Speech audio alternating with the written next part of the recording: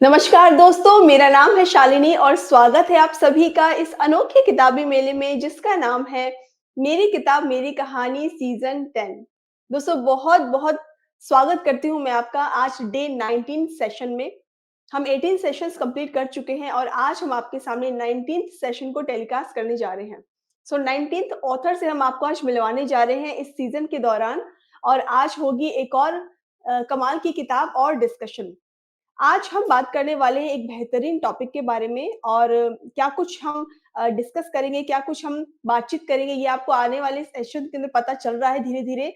इससे पहले कि हम सेशन को शुरू करें, हमारे ऑथर का एक क्विक इंट्रोडक्शन मैं आपको देना चाहूँगी ताकि आप उनके साथ ईज़िली कनेक्ट कर पाएँ और उसके बाद किताब के बारे में भी आपको मैं बताना चाहूँगी कि आज हम जिस किताब के बारे में बात करेंगे, उसका टॉपिक क्या है, उसका टाइटल क्या है और क्या कुछ उस किताब में नया आपको पढ़ने को मिलेगा। सो आज जो ऑथर हमसे जुड़ रहे हैं ये एक अनुभवी फाइनेंस प्रोफेशनल है जिनका 28 प्लस इयर्स का लीडरशिप एक्सपीरियंस मिडल ईस्ट, फार ईस्ट और साउथ ईस्ट एशिया में है। लेकिन उनके प्रोफेशनल जीवन के पीछे एक बेहद इंस्पायरिंग पर्सनल जर्नी है। फाइनेंशियल ब्रेकडाउन, इमोशनल लॉस और हेल्थ स्ट्रगल से उठकर उन्होंने खुद को दोबारा रिबिल्ड किया है। नियर डेथ एक्सीडेंट के बाद उन्होंने अपना जीवन पर्पस बदल दिया, लोगों के जीवन में वैल्यू ऐड करना और उन्हें फेलियर से आगे बढ़ाना सिखाना। उनकी राइटिंग रेजिलियंस, क्लैरिटी और इनर ट्रांसफॉर्मेशन की एक गहरी समझ रखती है। सो ये था हमारे आज के ऑथर का इंट्रोडक्शन। अब मैं आपको आज की बुक के बारे में बताना चाहूंगी। सो आज जो बुक हम डिस्कस करेंगे that is your soul wants to win, why failure is a myth. ये एक पावरफुल किताब है जो फेलियर को वीकनेस नहीं बल्कि ग्रोथ का फाउंडेशन बताती है। ये किताब साइकोलॉजी, न्यूरोसाइंस, स्पोर्ट्स, एंटरप्रेन्योरशिप और माइथोलॉजी के एग्जांपल्स से दिखाती है कि फेलियर सिर्फ लर्निंग है, एंड पॉइंट नहीं है। किताब रीडर्स को अपने सेटबैक्स को नए पर्सपेक्टिव से देखना, इनर स्ट्रेंथ को अनलॉक करना और सक्सेस को रिफाइन करने की क्लैरिटी देती है। ये हर उस व्यक्ति के लिए गाइड बुक है जो फियर्स, डाउट्स और फेलियर्स से खुद को फ्री रखना चाहता है। जैसा कि आप समझ चुके होंगे मेरे इंट्रोडक्शन के द्वारा कि आज हम बात करने वाले हैं हमारी लाइफ के फेलियर्स के बारे में। आज हम बात करेंगे आप अपनी लाइफ में सक्सेस को तो प्रेज़ करते ही हैं, लेकिन आप फेलियर्स को कैसे हैंडल करेंगे? फेलियर्स का रीज़न क्या है? आप अपने सेटबैक्स को कैसे हैंडल करें? और एक्चुअल में ये सेटबैक्स को आपको किस पर्सपेक्टिव से देखना चाहिए? अपना नज़रिया कैसा रखना चाहिए ताकि आपको ये फेलियर फेलियर ना लगे, आपको एक ग्रोथ की स्टेप लगे, ग्रोथ की लैडर लगे। सो और डिस्कशन करेंगे हमारे आज के ऑथर के साथ। सो मैं इनवाइट करना चाहूँगी हमारे आज के guest author mister Muralidharan ji को। नमस्कार मुरलीधरन जी, कैसे हैं आप? नमस्ते Shalini ji, thank you so much. Sir मैं आपका बहुत-बहुत स्वागत करती हूँ हमारे प्रोग्राम में। आज हम डे 19 टेलीकास्ट कर रहे हैं और आप इस सीज़न के 19th ऑथर हैं। आपकी किताब 19th किताब है जो आज दर्शकों के सामने आने वाली है इस प्रोग्राम के दौरान।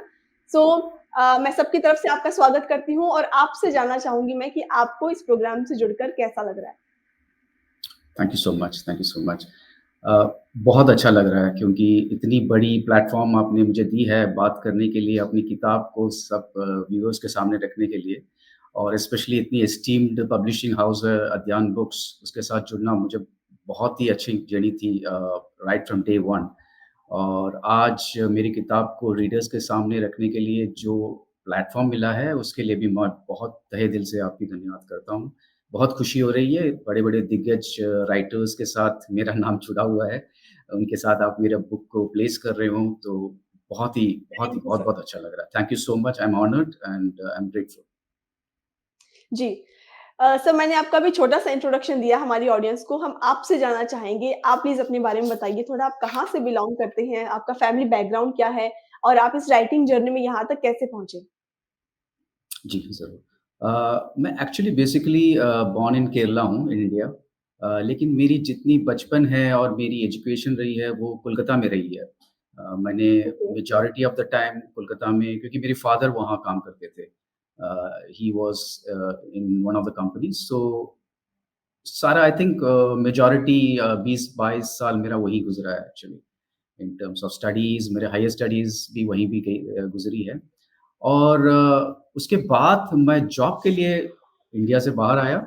मैं दुबई गया था एक्चुअली काम करने के लिए। अ, काफ़ी साल वहाँ रहा, उसके बाद एज़ करियर की ग्रोथ हुई, मैं फ़ार ईस्ट में भी काम किया, different parts of far east, south east Asia. फिर वापस दुबई आया एज़ द करियर प्रोग्रेस्ड और अभी करंटली मैं दुबई में काम करता हूँ and I live with my wife Geeta and मेरी 10 साल की डॉटर है, आदित्रि। ये मेरी फैमिली है और इन जनरली मेरा finance I am a finance professional currently I am leading finance for a, multinational company in Dubai और इन मेरी पूरी करियर फाइनेंस में गुज़री है right from day one. Reading writing तो मेरी पैशन रही है। मैं बचपन से मेरा एक मेरी एक ड्रीम थी एक राइटर बनने की लेकिन लाइफ़ की जिन्होंने मेरे को वो उस ड्रीम को हुँ, फुलफ़िल हुँ। किया और सालों बाद मैं आज एक I was able to come out with a book wow! And I am grateful on that that's it was a long journey actually. Actually introduction में भी मुरली सर मैंने पढ़ा आपका कि बहुत सारे सेटबैक्स और फेलियर्स आपने देखे हैं, उसके बाद आप उससे ओवरकम करके इस जर्नी में यहाँ तक पहुँचे हैं। सो आई एम श्योर आपकी जो जर्नी है, वो या आपकी जो कहानी अभी आप बताएँगे किताब की, आपकी खुद की जर्नी, वो बहुत लोगों के लिए एक इंस्पिरेशन हो सकती है।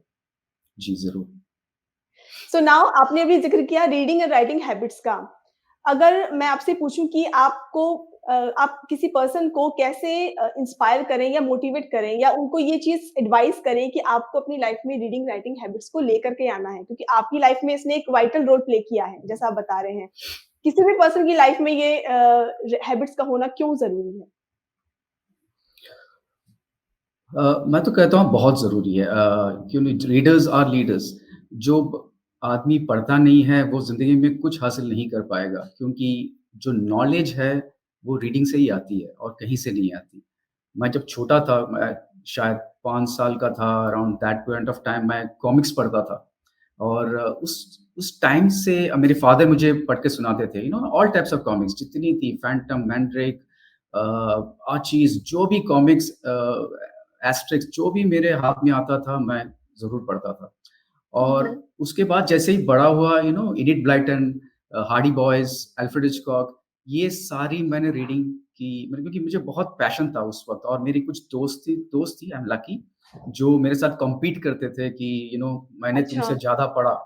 तो वो ओके। मुझे बहुत मुझे मोटिवेट हुँ, करता था ताकि उससे ज़्यादा हुँ। पढूँ। हुँ, और हुँ। शायद वो 10 साल का था जो मैंने बताया कि मुझे ऐसा लगा कि शायद मैं एक बुक राइट करूँगा या I become a author at some point of time वो सोच थी मेरी एक्चुअली। अ, बट क्या हुआ कि एक बार आप इंडिया से बाहर चले जाते हो और अपने काम पे आप ज़्यादा ध्यान देने लगते हो, आपकी हमारी रिस्पॉन्सिबिलिटीज़ बढ़ जाती है। हॉबी पीछे छूटती जाती है।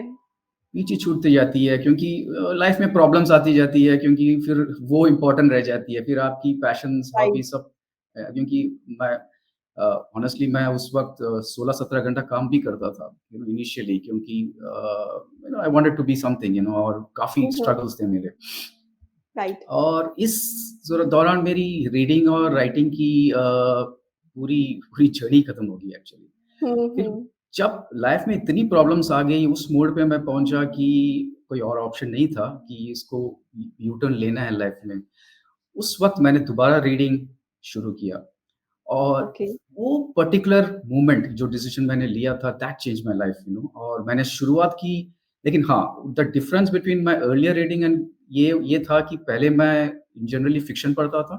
अब हुँ, उसके हुँ। बाद मैंने सेल्फ हेल्प डेवलपमेंट बुक्स पढ़ना शुरू किया एंड दैट चेंज एवरीथिंग उस जो दौरान मैंने जितने बुक्स पढ़े हैं वो आज भी मुझे उसकी उस नॉलेज और उस विज़डम का मुझे आई थिंक बेनिफिट्स मिल रहा है। जो फ्रूट्स मैंने वो मतलब शायद जो सीड्स मैंने उस वक़्त सो किए थे, राइट, आज मुझे उसके सीड्स मिल रहा है actually. I would say anybody, for anyone, I think reading, yeah, I mean, reading is a must. अगर आप जितने भी सक्सेसफुल बंदे इस दुनिया में आप देखोगे, उन्होंने आई थिंक उन लोग हर वीक शायद एक बुक पढ़ते हैं। लगता बिल्कुल, नहीं है बिल्कुल ठीक। बट वो ज़रूर पढ़ते हैं और even the people my leaders जिनके साथ मैं एसोसिएटेड हूँ अभी फ्रॉम वेरियस नेशनैलिटीज़ वो लोग भी डेली एक बुक पढ़ते हैं और मुझे एनकरेज भी करते हैं और they are very happy that I have written a book. वो करंटली मेरे बुक पढ़ रहे हैं and I am waiting for their feedback. तो definitely reading is a must in our life. Right, right. किताबों के ज़रिए हमें ऐसे सॉल्यूशंस मिल जाते हैं जो शायद हम अगर वैसे स्ट्रगल करें तो हमें नहीं मिलेंगे। लेकिन किताबों से वो सारे सॉल्यूशंस और सारे जो जवाब हैं हमारी लाइफ़ से रिलेटेड वो हमें मिल जाते हैं और ईज़ी हो जाती है आगे की लाइफ़। ज़रूर और कुछ ऐसे चीज़ हैं जो हमें नहीं पता, हमें कोई नहीं बताने वाला नहीं है। वो हम हुँ, अच्छे बुक्स पढ़ के आप एक तो पढ़ना एक बात है, उसके बाद उसके ऊपर सोच लेना, उसके वो जो थॉट प्रोसेस उस पे लगाना and trying to apply that in um, our life, वो बहुत ही हुँ। वेरी वेरी fascinating जर्नी है। वो आप देखेंगे कि जैसे ही आप उसको अप्लाई करते जाएँगे और कुछ चीज़ें शायद काम ना करें, कुछ चीज़ें काम करें, हाँ, लेकिन जो काम हाँ। करेंगे ना, वो आपको एक डिफरेंट टैंजेंट पे ले जाएँगे, जो आपको वो आपको सिर्फ़ रीडिंग से मिलेगी और किसी से नहीं मिलेगी। जी। सो मुरली सर इस किताब की अगर हम बात करें जिसके बारे में आज हम बात करेंगे इसकी राइटिंग जर्नी कितने समय पहले शुरू हुई? आपने ये कब डिसाइड किया कि मुझे इस टॉपिक पर किताब लिखनी है? हाँ, वेरी इंटरेस्टिंग क्वेश्चन और शायद मेरी राइटिंग की कोई मैंने एज़ आई सेड 10 साल से मैं कोशिश कर रहा था कि शायद मैं ऑथर बनूँ, लेकिन शायद वो ड्रीम बंद हो गया था। फिर एक बार दुबई में एक कॉन्फ्रेंस था फाइनेंस प्रोफेशनल्स के, तो मैं I was supposed to talk for 10 minutes. तो मैंने कुछ उसमें उसके लिए तैयारी की, तो हुँ, उसमें हुँ। मैंने सोचा कि क्या बोलूँ क्योंकि I am not a motivational speaker also लेकिन मुझे हुँ, हुँ। था क्योंकि मेरी कुछ विज़डम मैंने उस वक़्त गेन कर दी थी। तो I decided to speak on failure actually honestly कैसे हुआ आई डोंट नो लेकिन वो हाँ, टॉपिक मैंने हाँ। जो चूज़ किया था वो फेलियर के ऊपर था। और जैसे ही मैंने बात की एंड मैंने जो प्रिपेयर किया था वो शायद मैंने नहीं बोला। कुछ चीज़ें हाँ। मुझे उस वक़्त जो याद आ गई मैंने बत याद की तो and one of the questions I asked at that particular event was मैंने लोगों से पूछा, "do you think yourself as a success और अ फेलियर?" और जैसे ही मैंने ये क्वेश्चन पूछा, आई वाज़ सरप्राइज़्ड क्योंकि वहाँ दिग्गज फाइनेंस प्रोफेशनल्स थे, जो फाइनेंस के फील्ड में टॉप लेवल पे पहुँचे थे। हुँ, उन्होंने हुँ। उसमें से कुछ बंदों ने मुझे बताया कि I feel that I am a failure.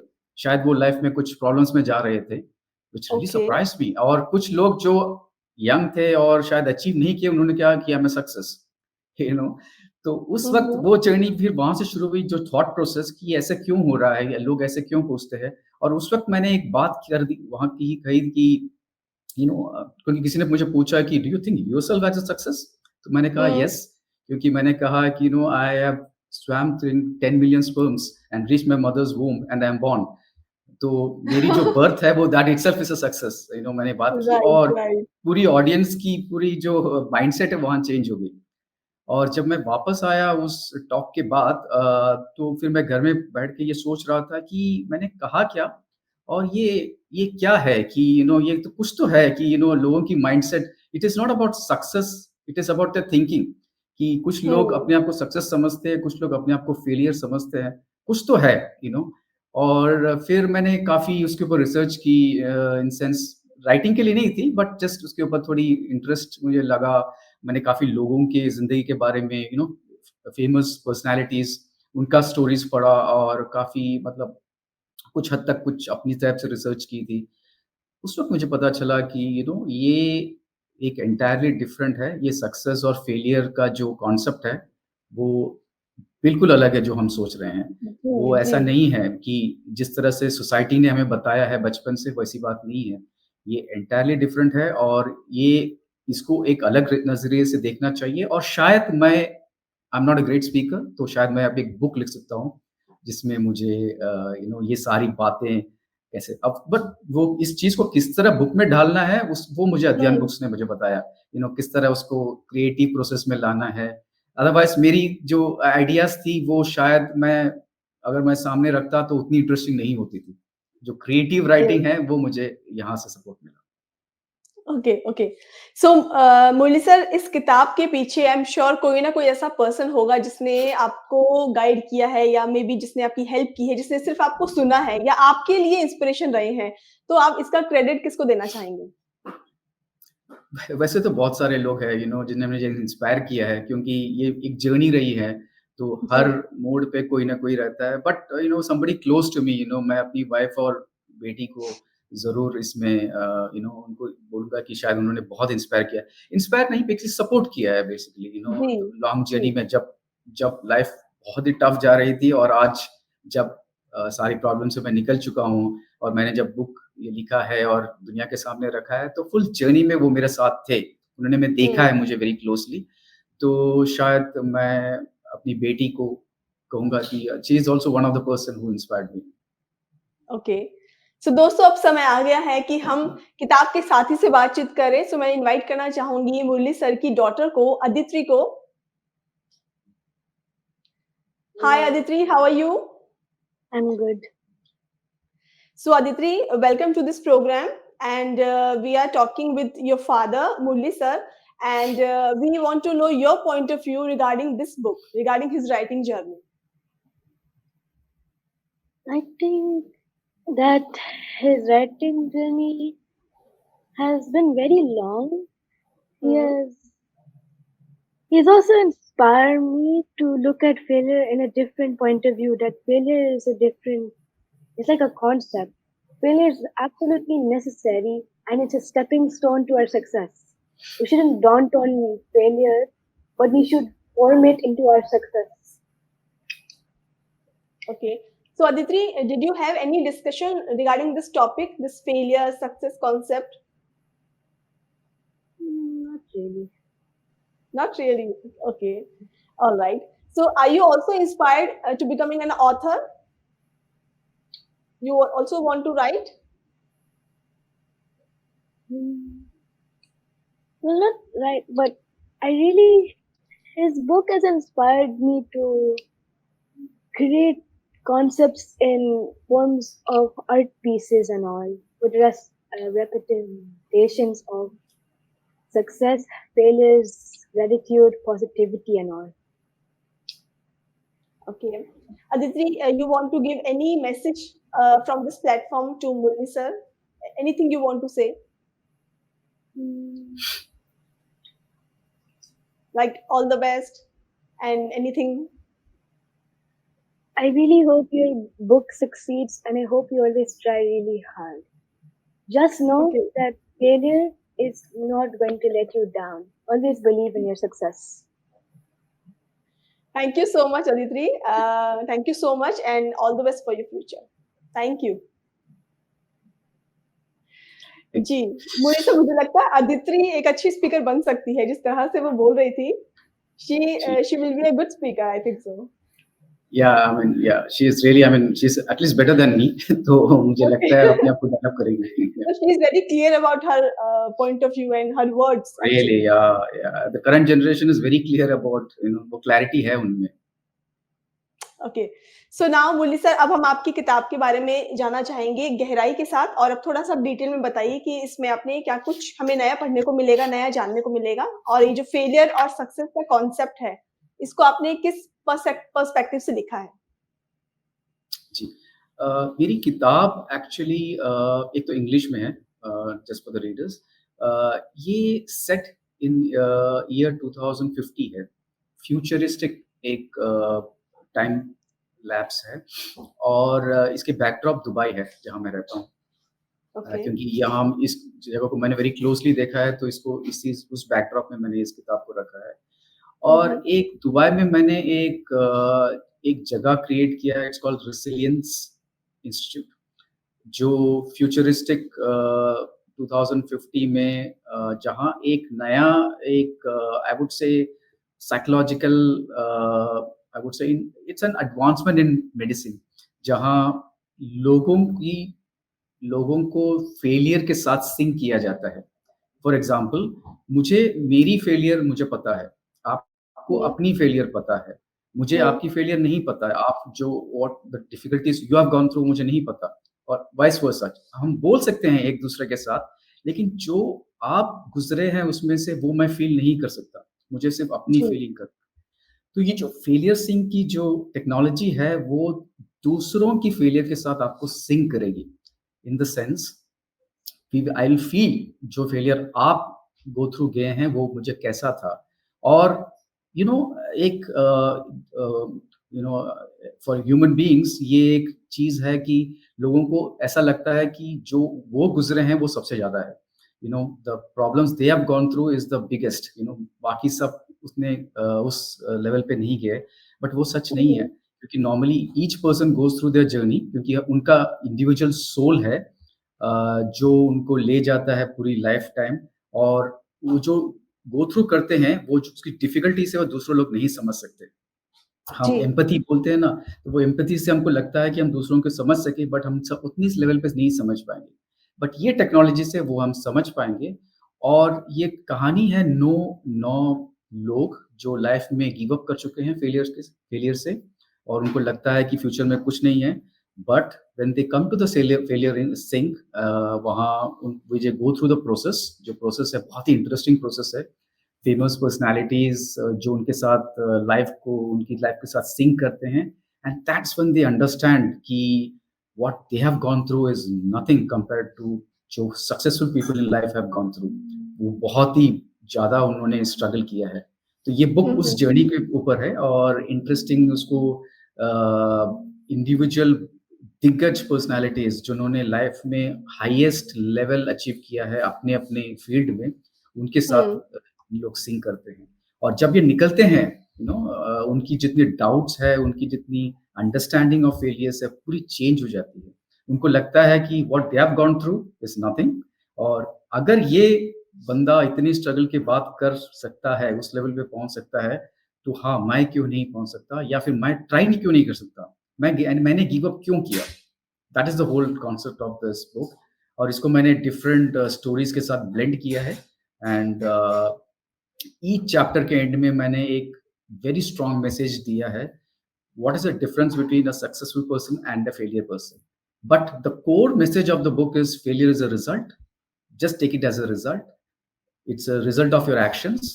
And हुँ, आपको जो आपको लगता है वो फेलियर है, वो आपकी फेलियर नहीं है, वो आपकी सिर्फ जर्नी की कुछ रिजल्ट्स है। और एट सम पॉइंट आपको पता चलेगा कि ये जो हुआ है वो आपके बेटरमेंट के लिए हुआ है। That is the whole concept of this book. और ये पूरी लाइफ की चलिए, ट्रांसफॉर्मेशन कैसे करते हैं, उसको भी मैंने इस यहाँ पे दिखाया है। ब्यूटीफुल। मुरली सर आपने अभी बताया कि जो रिज़ल्ट आपको मिलता है, the result is your actions, आपके एक्शंस की वजह से जो भी रिज़ल्ट आया है दैट इज़ सक्सेस और मे बी फेलियर। आप जिस तरह का एक्शन लेते हैं, ये सिर्फ़ वो उसका रिज़ल्ट है। अब हम उसको लेबल कर देते हैं, इसे सक्सेस है या फेलियर है। अदरवाइज़ हर पर्सन अपना 100% देता है और कोई भी उस चीज़ को जो उसका गोल है, उसको अचीव ही करना चाहता है। लेकिन इसका करेक्ट। कोई मेज़रमेंट नहीं है कि उसने कहाँ तक अचीव किया है। अगर वो जी, कंप्लीट हुआ तो उसको सक्सेस मानेंगे, अदरवाइज़ फेलियर मानेंगे। मे बी सिर्फ जी, 90% पूरा सक्सेस रहा, 10% फेलियर रहा, फिर भी सोसाइटी उसको फेलियर ही मानती है। उसका 90% का एफर्ट एब्सोल्युटली, नहीं देखा जाता। एब्सोल्युटली। तो वो बचपन से हमें सिखाया जाता है, वो कंडीशनिंग ऐसी रहती एब्सोल्युटली। है। बचपन में आपको मार्क्स के साथ फेलियर, पास कर आप पेरेंट्स बोलते हैं, अच्छा से पढ़ नहीं तो तू फेल हो जाएगा। You will um, not be able to go to the next class. तो वो हुँ, माइंड में आ जाता है कि हाँ, एक फेलियर बोल के एक चीज़ है, यू नो और जब आप गेम्स खेलते हो, एक टीम जीतती है, एक टीम फेल होती है। रिज़ल्ट एक ही हाँ, रहता है, लेकिन कुछ लोग खुश होते हैं, कुछ लोग दुखी होते हैं। उस तरह जिस तरह इलेक्शंस होती है, आपने देखा है कि एक पार्टी जीतती है, वो बहुत खुश होती है, उनके सपोर्टर्स खुश होते हैं और दूसरों को लगता है कि उन्होंने फेल किया है। तो वो बचपन से कंडीशनिंग रहती है और हमें जैसे ही हम ग्रो करते हैं, वो कंडीशनिंग होती रहती है। बच्चों को पता है कि हाँ, ये फेल हो सकता है, ये सोसाइटी हमें फेलियर का दर्जा देंगी या फिर हमें सक्सेस का दर्जा देंगी। और वो लाइफ में चलती रहती है और क्या होता बिल्कुल। है कि एट सम लेवल जब हमको जो डिफीट आती है, जब सेटबैक्स आते हैं, हम गिव अप कर लेते हैं कि हाँ, हाँ, ये हुँ, लेबल हमने कर दिया कि मैं फेल हो गया और शायद मेरे मेरे नसीब में सक्सेस नहीं लिखा है और हुँ, मैं आगे हुँ। नहीं बढ़ पाऊँगा। तो ये होती है मतलब 90% लोगों के पास होती है। सिर्फ 10% लोग क्या करते हैं, उससे एक कदम आगे जाते हैं, बस कीप हाँ, on trying and then they succeed और वो उनका नाम हाई लेवल पे आ जाता है, दे उनका बिकम वेरी नाम इतिहास में दर्ज हो जाता है उनका नाम। राइट, उनको ओवरनाइट सक्सेस बोला जाता है, लेकिन उनके पीछे जो हाँ, कहानी है वो हम ना कभी देखा है, राइट, ना कभी हमने फ़ील किया है। हमें लगता है दे वर लकी बट वो ऐसा नहीं राइट, है। Right, right. दोस्तों, आज हम बात कर रहे हैं मुरलीधर सर से और आज हम बातचीत कर रहे हैं फेलियर के बारे में, हम बातचीत कर रहे हैं सक्सेस के बारे में। लेकिन ज़्यादा हम फेलियर के बारे में बात करेंगे क्योंकि सक्सेस के बारे में तो सभी बात करते हैं, फेलियर के बारे में चर्चा होना ज़रूरी है क्योंकि इसको भी नॉर्मलाइज़ करना ज़रूरी है, इसको भी पार्ट ऑफ योर लाइफ करना ज़रूरी है। ये भी एक तरह का रिज़ल्ट ही है, इसको आप एक रिज़ल्ट के रूप में लीजिए, इसको एक लेबल मत लीजिए कि फेलियर अपने आप में बहुत बड़ी चीज़ हो गई है। इसके बारे में आज हम बातचीत कर रहे हैं, सब लोगों के पर्सपेक्टिव्स अलग-अलग होते हैं। मुरली सर का पर्सपेक्टिव अलग है, आपका अलग है, मेरा अलग है। लाइफ की सिचुएशंस, अपब्रिंगिंग, हमारी कंडीशनिंग इसके अकॉर्डिंग हमारे जो डेफिनिशन होती है फेलियर की, सक्सेस की ये अलग-अलग होती है। ज़रूरी ये है कि आप इस चीज़ को किस तरह से अपनी लाइफ में अप्लाई करते हैं। फेलियर को सिर्फ फेलियर नहीं मानिए, फेलियर को आप एक लर्निंग प्रोसेस मानिए। अगर आप इस पर्सपेक्टिव से चलेंगे, आप देखिएगा कि अगर आप बार-बार प्रैक्टिस करेंगे तो शायद वो पहले वाली गलतियाँ नहीं दोहराएँगे और एक पॉइंट पर सक्सेस निश्चित है आपकी। और अगर आप इस पर्सपेक्टिव को नहीं लेंगे तो आप बहुत जल्दी गिव अप कर देंगे और आप जिस पॉइंट तक पहुँच सकते थे, वहाँ तक शायद नहीं पहुँच पाएँगे। तो ज़रूरी है हमारे इस प्रोग्राम का यही मोटिव है कि आप फेलियर को लेकर के अपना पर्सपेक्टिव को चेंज करिए। अगर आप चेंज करेंगे तो आपकी आने वाली जनरेशन भी चेंज करेगी। उनका भी पॉइंट ऑफ व्यू चेंज होगा। मुझे उम्मीद है कि आज की कन्वर्सेशन आपको पसंद आएगी। अगर आपका कोई पॉइंट ऑफ व्यू है इस टॉपिक को लेकर के, आप क्या पर्सपेक्टिव रखते हैं फेलियर को लेकर के स्पेशली, तो प्लीज़ कमेंट करना बिल्कुल मत भूलिएगा। कमेंट में आप हमारे साथ जुड़िए और वहाँ पर आप शेयर कर सकते हैं बहुत ईज़िली। सो मुरली सर आपने शुरू में बताया कि और आपकी किताब में भी लिखा हुआ है कि फेलियर जो है वो एक तरह का मिथ है, वो एक्चुअल नहीं है, जिसके बारे में हम अभी चर्चा कर ही रहे हैं। अच्छा ये सेंटेंस को आप थोड़ा-सा डिफाइन और कीजिए कि failure is a myth, how? हाँ, मैंने मिथ वर्ड इसलिए यूज़ किया है कि क्योंकि मैंने रीडर्स की आई वुड से उनकी माइंड को जोल्ट करना चाहता था कि जब ये वर्ड मिथ देखें क्योंकि लोगों को लगता है कि हुँ, फेलियर फैक्ट है, रियलिटी है, हुँ, वो होता है, it's a part of life. हाँ, हाँ, it's a part of life, you can't avoid it. लेकिन मैंने वो जोल्ट करने के लिए वो मिथ वर्ड का यूज़ किया है। मिथ ऐसा होता है कि लोगों को लगता है कि ऐसा कुछ नहीं है, and then they become inquisitive and वो शायद इस पर ज़्यादा ध्यान दें। इसलिए मैंने मिथ को ज़्यादा वर्ड यूज़ किया था। और जी, जैसे मैंने बताया ये बचपन की कंडीशनिंग है कि हम फेलियर को एक लेबल डालते हैं। अ, जैसे एक एग्ज़ाम्पल मैं आपको बताता हूँ सपोज़ शालिनी जी आपको सपोज़ फ्लाई करना है आप फ्लाई करना चाहते हैं टू गो टू यूएस और आपने सारी और आप शायद आपको एक मेजर कॉन्फ्रेंस अटेंड करना है जो आपको इंटरनेशनल लेवल पे पहुँचाए। हुँ, आपने सारी तैयारियाँ की, एवरीथिंग यू डिड परफेक्टली लेकिन कुछ अनटूवर्ड्स इंसिडेंट्स लास्ट मोमेंट पे हो गए और आप एयरपोर्ट पहुँच नहीं पाए और आपने वो फ्लाइट मिस कर लिया। अब नॉर्मल सर्कमस्टेंस में क्या होता है you will consider that as a failure क्योंकि वो आप कॉन्फ्रेंस नहीं जा पाए और आपको वो जो इंटरनेशनल स्टेज मिलना था वो आपको नहीं मिला। हुँ, आप बहुत ही दुखी होंगे और आपको लगता है कि ऐसी कोई अपॉर्च्युनिटी आपको नहीं आएगी फॉर नेक्स्ट से 5-6 इयर्स और आप रियली हुँ, दुखी होंगे। अब इस पर्सपेक्टिव में आपने उसको फेलियर का लेबल दे दिया and people around you started saying कि हाँ you have failed you have not reached what the potential which you are supposed to reach. Just think about it अगर वो प्लेन क्रैश हो गया during its course to US अब हुँ, अपने life को सक्सेस या फेलियर समझेंगे one incident right, immediately um. God has played its role and आपकी लाइफ सक्सेस होगी तो ये जो हुँ, लेबल आपने दिया था इमीडिएटली आप लेबल को चेंज करके इसको बोले yes I was success, conference गया बाद में but it's more important that I am alive, I can do something else ताकि मैं अपनी सक्सेस पहुँचूँ। तो ये राइट, हमारी लाइफ में हमेशा होता है, जब भी कुछ गलत होता है हम उसको लेबल डाल देते हैं और खत्म, स्टोरी को खत्म कर देते हैं। Hmm, on the other hmm, hand उसी लेबल को कहते हैं this is just a result, ये रिज़ल्ट आया है क्योंकि मैंने कुछ चीज़ की है, मैंने मैंने कुछ एक्शंस ली है, कुछ स्ट्रैटेजीज़ मैंने लाइफ में अप्लाई किया और मुझे ये रिज़ल्ट मिला है। मैं अपनी एक्शंस और स्ट्रैटेजीज़ चेंज करके मैं अपने रिज़ल्ट्स को चेंज कर सकता हूँ। ये राइट, थिंकिंग राइट, आपको एक डिफरेंट इंडिविजुअल बनाएगा, वो आपको कभी नहीं लगेगा कि आप फेलियर हो। और ये फेलियर का जो लेबल है अगर आप अपने आप को दोगे, तो अब तो सोसाइटी तो आपको डेफिनिटली देगी। सोसाइटी तो आपको हुँ, फेलियर की लेबल देने में they are upfront they are लेकिन रेडी। आप खुद को देंगे तो then it's very difficult to come out. Absolutely. तो so that's why I wanted to say it's a myth. आप इसको भूल ही जाओ कि ऐसी कोई चीज़ है, एक रिजल्ट है और इसको आगे बढ़ें। आप अपना एक्शंस करते जाएँ, तो एक्शंस आप करते जाइए, इसमें कुछ you don't have an option, लेकिन रिजल्ट पे आपका कंट्रोल नहीं है, वो रिजल्ट जो होगा वो होना ही हुँ, है। वो results based on certain loss, scientific loss के ऊपर बेस्ड है। आप सर्टेन एक्शंस करेंगे और certain even it's Newton's law और आइंस्टाइन्स लॉ, ये सारे एप्लीकेबल रहते हैं। हम लोग उतनी उस लॉस पे उतनी we don't have that much control और नॉलेज अबाउट इट, इसलिए हम एक्शंस करते रहते हैं और रिजल्ट्स आते रहता है। जिस तरह रिजल्ट्स आते रहते हैं उसको लेबल ना करें, उसको होने दें और जो जो रिजल्ट आता है जो आपके आपके अनुकूल रहता है वो हम उसको सक्सेस का लेबल देते हैं। जो आपके अगेंस्ट रहता है उसको आप फेलियर के लेबल देते हैं। बस यही राइट, राइट। डिफरेंस है। सो दैट दोस्तों this is why I conversation जी। That's why I put it as a myth ये। एब्सोल्युटली। दोस्तों आज की कन्वर्सेशन से मुझे लगता है कि बहुत ही बढ़िया बात निकल कर के आई है कि आपका रिजल्ट पे कंट्रोल नहीं होता है, लेकिन आपका कंट्रोल है एक्शंस के ऊपर। अगर आप एक्शन पे कंट्रोल करके और उसको चेंज कर सकते हैं या उसमें सुधार कर सकते हैं, इम्प्रूवमेंट कर सकते हैं, तो एब्सोल्युटली 100% आपके रिजल्ट में भी वो चीज़ रिफ्लेक्ट होगी।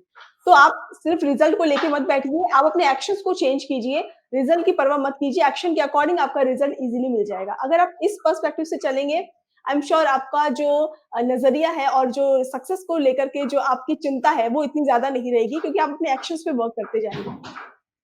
सो मुरली सर आपने आपकी इंट्रोडक्शन में मैंने एक चीज़ बोली थी ऑडियंस के सामने कि लाइफ में बहुत setback, emotional loss, health problems आपको रही है और इस फेज़ से आप निकल कर के बाहर आए और अपने आप को एक सक्सेसफुल पर्सन में क्योंकि आप बाहर निकले तो आप सक्सेसफुल पर्सन हैं, मैं बोल सकती हूँ। तो आप बाहर निकली इस चीज़ से। क्या आप उस जर्नी के बारे में थोड़ा हमारी ऑडियंस को बताना चाहेंगे अगर आप कंफर्टेबल है तो कि कैसे आप बाहर निकले और क्या उस टाइम आपका सोच रहती थी उस दौरान? जी, ज़रूर। शॉर्ट में बताऊँगा क्योंकि हाँ जी। काफ़ी स्ट्रगल्स रही है। तो जब मैंने अपनी काम की जर्नी स्टार्ट की दुबई में, तो I have started with a very low profile. मैंने काफ़ी नीचे से स्टार्ट किया है, मतलब व्हेन यू से कॉर्पोरेट हायरार्की जो होता है, उसमें हुँ, डिफरेंट हुँ। लेवल्स होते हैं, तो मैंने बहुत ही नीचे से जी। स्टार्ट किया। जो मिस्टेक मैंने की थी कि मैं बहुत कंटेंट था कि हाँ, शायद इसी तरह ज़िंदगी गुज़रेगी और शायद यही लाइफ़ है और ऐसे ही हो सकती है। लेकिन ऐसी नहीं थी। जैसे ही काफ़ी जैसे-जैसे दिन बीतते गए मैंने देखा कि मेरी करियर में कोई प्रोग्रेस नहीं हो रहा है। और करियर प्रोग्रेस नहीं हो रहा है तो इसलिए मैं काफ़ी दुखी था कि शायद मैं आगे नहीं बढ़ पाऊँगा, ये सोच मेरी थी। और मैं शायद इसी लेवल पे आगे गुज़रूँगा। लेकिन आप जानते हो कि जो लो लेवल में होती है तो इनकम भी बहुत कम होती है। ये जो मैं स्टोरी बताऊँ वो शायद जितने मिडल क्लास के लोग हैं वो शायद उसको रिलेट कर पाएँ क्योंकि ये सबकी जर्नी ऐसी ऐसी रहती है। और हुँ, हुँ। बहुत लोग कन्फॉर्मिटी में रह जाते हैं कि वो लोग समझते हैं कि ऐसे ही है लाइफ़, सब इसी तरह से गुज़र रहे हैं। तो जिस तरह से इनकम की प्रॉब्लम हो रही थी, तो काफ़ी मुश्किल हो रहा था कि इन सेंस कि डे टू डे एक्सपेंसेस नहीं हो रहे थे क्योंकि सैलरी तो it it doesn't increase, it only increases as you grow. और उसके बाद व्हेन आई गॉट मैरिड और जो मेरी फैमिली जो मेरे साथ आई, मेरी वाइफ़ आई और I could not meet day to day expenses. मुझे ऐसा था कि बोथ एंड्स मीट करना मुश्किल हो रहा था। और मुझे समझ में नहीं आ रहा था मैं क्या गलत कर रहा हूँ, क्योंकि काम तो बहुत कर रहा हूँ मैं, क्योंकि 10, 12, 13 घंटा तो मिनिमम काम करता हूँ, कभी-कभी 15, 16 घंटा काम करता हूँ। मुझे लगता था कि ज़्यादा काम करने से I will become financially abundant, hmm, लेकिन हुँ। वो शायद वो भी मेरी रॉन्ग थिंकिंग थी। और उससे क्या हुआ कि जैसे-जैसे फाइनेंशियल प्रेशर्स आने लगे हैं, वो रिलेशनशिप में भी अफ़ेक्ट होने लगी। क्योंकि you need to give your partner what they require, जो जो मैं दे नहीं पा रहा था डे टू डे बेसिस में, तो वो उस पे अफ़ेक्ट हो रहा था मेरी रिलेशनशिप को, और एक ऐसा लग रहा था कि शायद रिलेशनशिप ब्रेक भी हो जाए, क्योंकि फाइनेंशियल ओके। प्रेशर आ रहे थे, और hmm, hmm. Due to different, क्योंकि मेरे लॉन्ग आवर्स काम भी करता था, तो उसमें प्रेशर आ रहा था, और फैमिली की तरफ से भी प्रेशर आ रही थी, तो वो काफ़ी प्रॉब्लम से मैं गुज़रा था उस वक़्त। और बिकॉज़ करियर और फाइनेंशियली ये प्रॉब्लम हो चल रही थी, I was getting into debts, क्योंकि I was using my credit cards, I was taking loans, काफ़ी हुँ। मेरी डेब्ट्स भी बढ़ रही थी। और ये सबकी कहानी है, मैं ऐसी यूनिक प्रॉब्लम नहीं है, लेकिन the uniqueness of my story is that ये सारी प्रॉब्लम्स एक साथ आ गई थी, कि ये हुँ, एक हुँ। विशियस साइकिल मेरा हो गया था। और जिस तरह मेरी फाइनेंशियल रिलेशनशिप और करियर में प्रॉब्लम हो रही थी, that was affecting my health, क्योंकि working long hours and depression में जा ऑलमोस्ट चला गया था, क्योंकि मुझे लग रहा था कि शायद ऐसे ही लाइफ गुज़रेगी और मैं शायद निकल नहीं पाऊँगा इसमें से। ओके। और हेल्थ प्रॉब्लम्स जब शुरू हो गई, तो मैं I was to take offs to at work, and that was affecting my job. Right, right. Pressure बढ़ और भी ज़्यादा बढ़ गया था। तो एक ऐसा मोड़ पे आ गया था लाइफ की, एक फेमस मूवी की डायलॉग है ना, शायद आपने सुना होगा कि ये साला दुःख खत्म काहे नहीं होता है, there was a um, dialogue by Vicky Kaushal in one of the movies. मैं भी सोच रहा था ये हो क्या रहा है, सारे प्रॉब्लम्स मैं निकल क्यों नहीं पा रहा हूँ इसमें से, हुँ, हुँ। या और सारी प्रॉब्लम्स मेरे को ही क्यों हो रही है। मैंने ये नहीं सोचा कि सब लोग गुज़र रहे हैं इसमें से, काफ़ी लोग हुँ, बात हुँ। नहीं करते, लेकिन आई वाज़ फेड अप, ये I can't continue like this, I think I felt like I am much better than what I am demonstrating. मैं हुँ, हुँ। शायद ऐसा नहीं हूँ, ये मेरी ड्रीम नहीं थी कि इस तरह मैं स्ट्रगल करूँ, एंड दैट्स वन, उस वक़्त मैंने डिसीजन ली अपनी कि नो, दैट्स इनफ। और बाय द वे उसी वक़्त मेरी फादर की सडन डेथ हो गई। इंस्टेंटली, मैं early morning I got a call that he is no more, and ऐसा कुछ, वो शायद बीमार भी नहीं थे, and that was um, very shocking for me. I was very close to my father, because वो हमेशा मुझे फाइनेंशियली नहीं, बट हमेशा मुझे कहते थे बी हैप्पी, इमोशनल। इमोशनली जब भी हुँ, मैं हुँ। फ़ोन करता था back home, he was supporting me. और ये सारी चीज़ें जब हो गई, and my mother got sick, and because after my father's death she was slightly bedridden. तो दैट्स व्हेन आई डिसाइडेड कि नहीं, मुझे ऐसा नहीं जीना है। I want to give my hmm, family a better life. Hmm, hmm. मुझे अपनी लाइफ लाइफ को चेंज करना ही है। ये मैं I don't want to die like this honestly, ये मुझे मेरे पास एक्चुअली 3 विकल्प थे। हॉनेस्टली मैं आपको खोल के बताता हूँ। उस वक़्त एक विकल्प था कि मैं कन्फर्मिटी पे जाऊँ, कि इसी तरह कंटिन्यू करें, इस तरह मैं अपनी हुँ, लाइफ को इसी तरह मैं जाते रहूँ, स्ट्रगल करता रहूँ towards the end of the life. Second थी मेरी, उस हद तक मैंने सोचा कि शायद सुसाइड कर लूँ, खत्म कर दूँ, कि that's the end of the story. और तीसरी हुँ। ऑप्शन ये थी, I want to change it. So luckily, God's grace, I choose the third option. I said, नहीं, अब तो मुझे I want to have a U-turn. And then that one decision, मुझे पता नहीं था क्या करना क्या है. I had no clue. मैंने सिर्फ decision लिया था. But that one decision changed the whole thing. उसके बाद जो chain of events हुआ, जो लाइफ में, मतलब जो होता है ना, मतलब लाइफ में इवेंट्स आते रहते हैं, अपॉर्चुनिटीज आते रहते हैं, जो यू कीप ऑन कमिंग।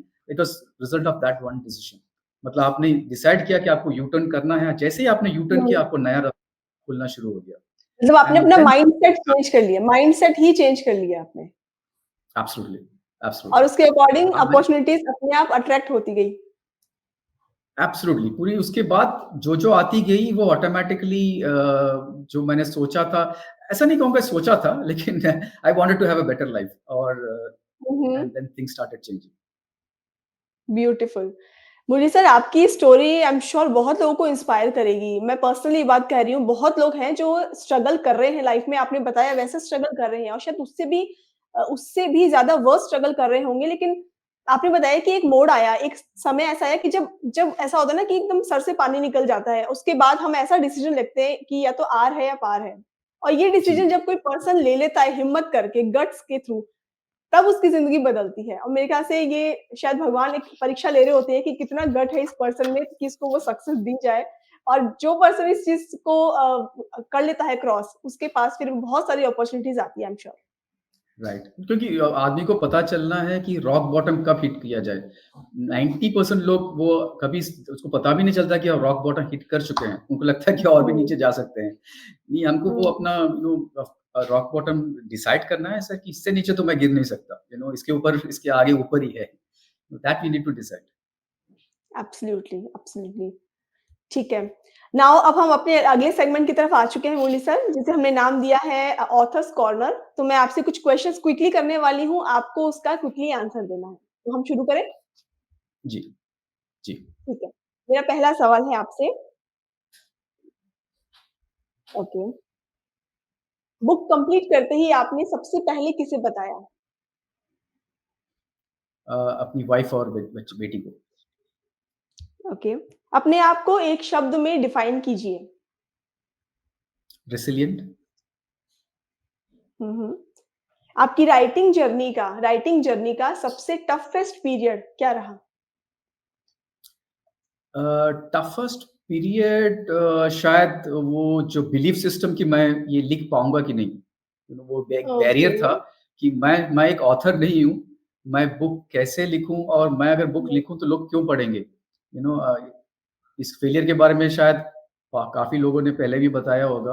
लोग आपकी किताब क्यों पढ़ेंगे? आप क्यों लिख रहे हो? वो बैरियर था। वो barrier was the toughest point. वो जब मैंने उसको आ and I decided to go for it. I think once I broke that barrier, I think उसके बाद काफ़ी ईज़ी था। एंड देन मेरी जर्नी में अध्ययन बुक्स ने एंट्री की and then things became much more easier, clearer. Okay. अगला सवाल है मेरा, आपका ड्रीम प्रोजेक्ट क्या है? ये मेरी ड्रीम प्रोजेक्ट थी डेफ़िनेटली, क्योंकि ये मुझे मेरी ये जो बात मुझे दुनिया के सामने रखनी थी, तो ये definitely was my dream project. But of course in future also I got multiple plans. मेरी कुछ प्लान्स है इन टर्म्स ऑफ एन्श्योरिंग कि लोग जो गिव अप कर रहे हैं, उनको मैं शायद कुछ उनको वैल्यू ऐड कर सकता हूँ। मैं अपनी तरफ से कर रहा हूँ, अपनी जी। टीम्स को, people around me, I do that, but I am doing it in a very small scale. एक लार्ज स्केल पर मैं करना चाहूँगा, कब पता नहीं but at some point of time. Okay, ठीक है। तो ये सेगमेंट यहीं फिनिश होता है और आपने सभी सवालों के आंसर बहुत ब्यूटीफुली दिए। Thank you so much. Now जो ऑडियंस हमसे अभी तक जुड़ी हुई है, अभी तक हमें अटेंड कर रही है, इस प्रोग्राम को देख रही है, वो आपसे कनेक्टेड है तभी यहाँ पर रुकी हुई है। तो मैं उनके लिए आपकी कॉन्टैक्ट डिटेल जानना चाहूँगी, एनी कॉन्टैक्ट डिटेल जो आप हमारे साथ शेयर करना चाहें। जी, मेरी ईमेल की कॉन्टैक्ट मैं दे सकता हूँ, वो kmorli@hotmail.com, और मेरी इंस्टाग्राम पेज है मुरलीधरन कोचर। इससे मेरे आप मुझसे जुड़ सकते हैं and I can reply back to your queries और even any of your suggestions I can adhere to. Okay. Friends, अगर आप मुरली सर से कनेक्ट होना चाहते हैं तो इनकी कॉन्टैक्ट डिटेल हमने आपके साथ शेयर कर दी है। हम एक बार कमेंट सेक्शन में भी इसको रखेंगे, आप वहाँ से इसको नोट कर सकते हैं और पर्सनली इनसे गाइडेंस ले सकते हैं।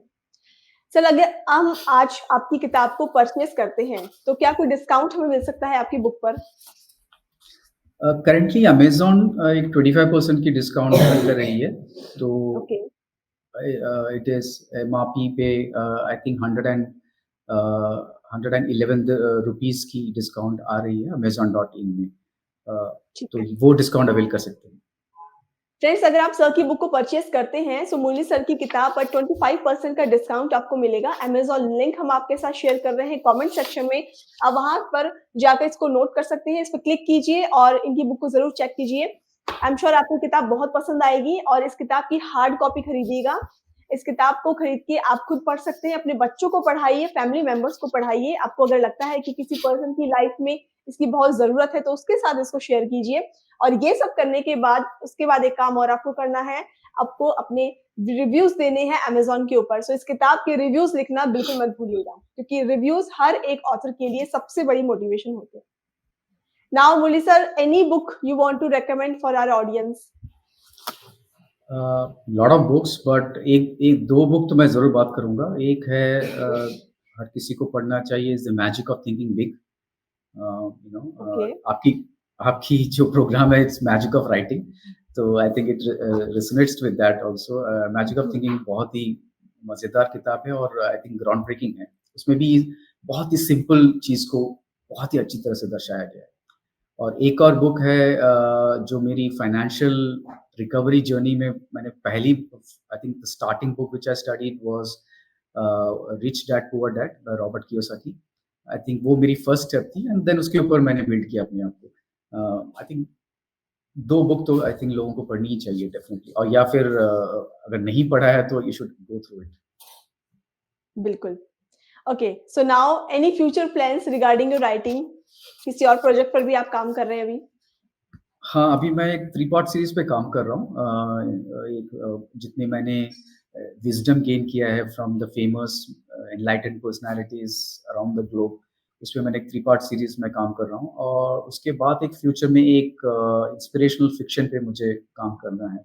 You know, it's will be okay, about female protagonist, will be about female empowerment.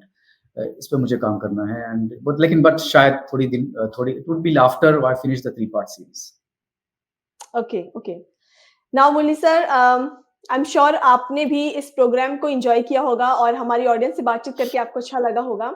हमें बहुत अच्छा लगा आपसे बात करके, आपकी journey, life thank you. Journey, आपकी राइटिंग जर्नी सुन करके। एंड मुझे लगता है कि जो लोग हमें अभी सुन रहे हैं, वो ज़रूर इस चीज़ से मोटिवेट होंगे कि अपने माइंडसेट को चेंज करके आप अपनी लाइफ को सेव कर सकते हैं, अपनी फैमिली को सेव कर सकते हैं। तो ये बहुत ज़रूरी है कि आप अपना पर्सपेक्टिव थोड़ा-सा स्लाइटली चेंज करें और फिर आप देखिए कैसे चेंजेस आते हैं आपकी लाइफ में।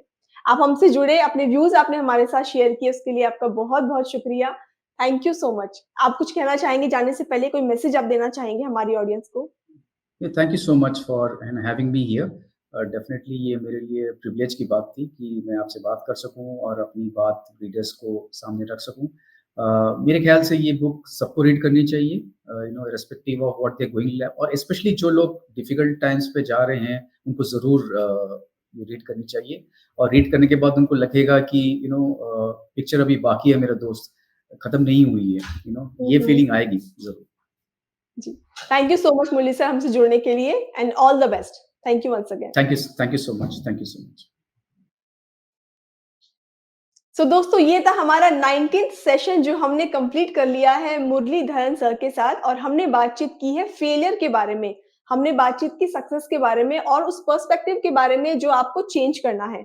आई एम श्योर आपको आज का सेशन पसंद आया, हमारी कन्वर्सेशन पसंद आई, तो प्लीज़ इसको लाइक ज़रूर कीजिए और अगर आपको लगता है कि किसी पर्सन को इस कन्वर्सेशन की ज़रूरत है, तो उस तक शेयर करना बिल्कुल मत भूलिएगा। कमेंट आप कर ही रहे हैं, मुझे पता है आपके कमेंट्स हमारे लिए बहुत इंपॉर्टेंट है। अगर आप थोड़ी एक स्माइली भी भेज देते हैं, एक थैंक यू भी भेज देते हैं या फिर गुड भी भेज देते हैं, तो मेरे लिए बहुत ज़्यादा मोटिवेशन का काम करता है इस प्रोग्राम को और भी अच्छे से रन करने के लिए। सो प्लीज़ कमेंट करना बिल्कुल मत भूलिए और इसके साथ-साथ में अगर आपके कोई सजेशंस हैं, तो उसके लिए भी वेलकम है। सजेशंस भी प्लीज़ कमेंट सेक्शन में लिखिए ताकि अगले सीज़न को हम बहुत और भी बेहतर तरीके से डिलीवर कर सकें। सो यहीं पर फिनिश होता है हमारा आज का सेशन। दोस्तों 19 सेशंस कंप्लीट हो चुके हैं। टोटल 24 ऑथर्स हम आपके सामने लेकर आने वाले हैं।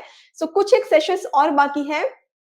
मुझे उम्मीद है कि आप पेपर पेन लेकर के बैठते हैं, अपने नोट्स बनाते हैं, अपने खुद के नोट्स बनाइए। बहुत सारी चीज़ें हैं जिसको हाइलाइट करना ज़रूरी है। नोट्स बनाइए, लिखते रहिए और फिर सेशन फिनिश होने के बाद उसको ज़रूर रिवाइज़ कीजिए एक बार। अगर आपने हमारे पुराने सेशंस नहीं देखे हैं, तो आप हमारे चैनल पर जाकर के रिकॉर्डेड सेशंस को वापस से देख सकते हैं और अपने जो लर्निंग्स है उसको रिवाइज़ कर सकते हैं। इसके साथ-साथ में अगर आप हमसे इसी तरह से जुड़ना चाहते हैं, एज़ एन ऑथर आप इस प्रोग्राम में आना चाहते हैं, सो प्लेटफ़ॉर्म आपके लिए ओपन है। आप अपनी राइटिंग जर्नी, अपनी किताब को दुनिया तक पहुँचाना चाहते हैं, लोगों को बताना चाहते हैं कि आपने क्या लिखा है, किस रीज़न से लिखा है, अपनी जर्नी से बहुत से लोगों को, अगर बहुत से लोगों भी नहीं तो किसी एक पर्सन भी मान लीजिए, उनको अगर मोटिवेट आप कर सके, उसकी लाइफ़ को चेंज कर सके, तो आपकी लाइफ़ की सक्सेस है। तो ये प्लेटफ़ॉर्म आपके लिए ओपन है। आप अगले सीज़न में हमसे मिल सकते हैं। मेरी किताब मेरी कहानी सीज़न 11 में एनरोलमेंट के लिए आपको मैं रिक्वेस्ट करती हूँ, आपको मैं इनवाइट कर रही हूँ, एंट्रीज़ हमने ओपन कर दी हैं। अगर आप उसमें एनरोल करना चाहते हैं, सो मेरा आपको सजेशन है कि इसी सीज़न के दौरान आप एनरोलमेंट कर लीजिए, आपको बहुत सारे बेनिफिट्स मिलेंगे एनरोलमेंट करने के। जो शायद अदर ऑथर्स को नहीं मिलेंगे, जो कि सीज़न फिनिश होने के बाद में एनरोलमेंट करेंगे। तो कुछ सेशंस बाकी हैं, इसी दौरान कर लीजिए। इसके अलावा अगर आप हमसे स्टूडियो में आके बातचीत करना चाहते हैं, तो हमने एक नया प्लेटफ़ॉर्म लॉन्च किया है। सुपर पावर ऑथर पॉडकास्ट, जिसके ज़रिए आप अपनी बातचीत हमसे कर सकते हैं। आप काफ़ी देर बात करके अपने दिल की बात हमसे शेयर कर सकते हैं, ऑडियंस तक पहुँच सकते हैं। तो इसके लिए मैं आपको एक लिंक शेयर कर रही हूँ, आप वहाँ पर जाइए और इस पे क्लिक करके आगे की जानकारी आपको ईज़िली मिल सकती है। 2 प्लेटफ़ॉर्म्स की मैंने आपसे बात की है, सीज़न 11 और सुपर पावर ऑथर पॉडकास्ट। तो इस अपॉर्च्युनिटी को बिल्कुल मत जाने दीजिए, अभी ग्रैब कीजिए। मिलते हैं आपसे कल के सेशन में एक नए ऑथर के साथ, एक नई किताब के साथ। ये है मेरी किताब मेरी कहानी सीज़न 10, जहाँ हर किताब के पीछे है एक कहानी और हर कहानी होती है एक प्रेरणा। धन्यवाद।